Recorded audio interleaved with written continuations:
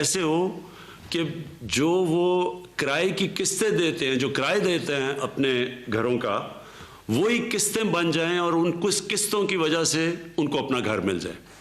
یہ دنیا کے اندر امیر ملکوں میں، یورپ میں، امریکہ میں ہمیشہ لوگ بینکوں سے پیسے لے کے تو اپنے گھر خریدتے ہیں، اور وہ بھی قسطیں دے کے اپنے گھر خریدتے ہیں۔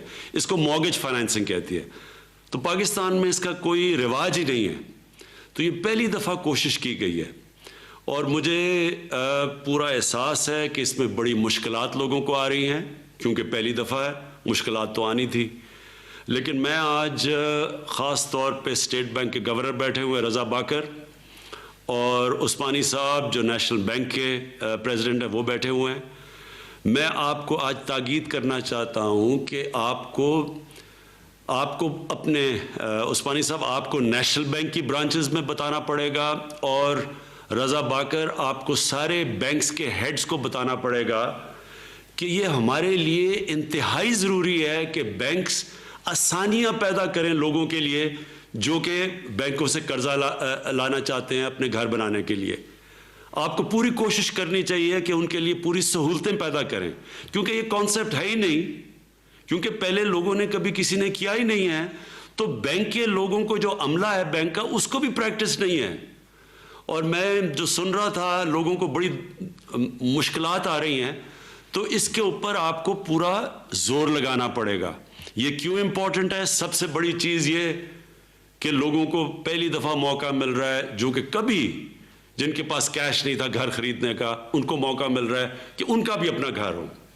لیکن اس سے بھی اتنی جو زیادہ امپورٹنٹ چیز یہ ہے کہ اس سے ایک دفعہ ہمارے ملک میں لوگوں نے گھر بنانے شروع کر دیے، اور اپنے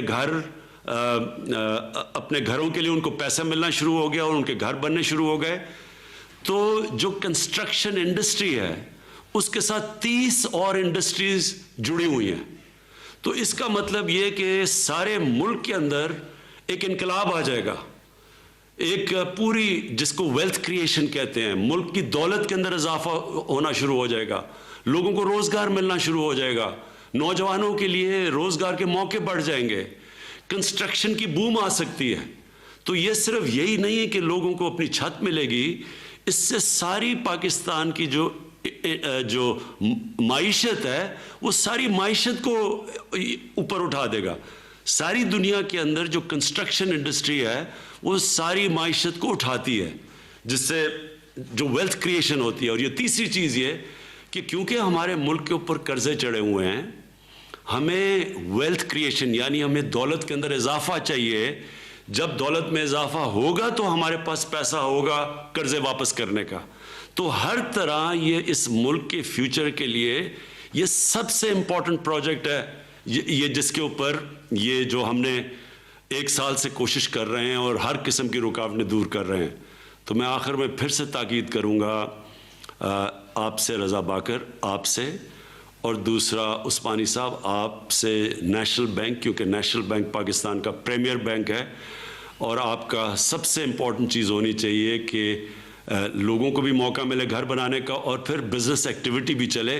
تو آپ کو اس کے لیے اپنے سارے عملہ کو، سٹاف کو تیار کرنا پڑے گا۔ صحیح۔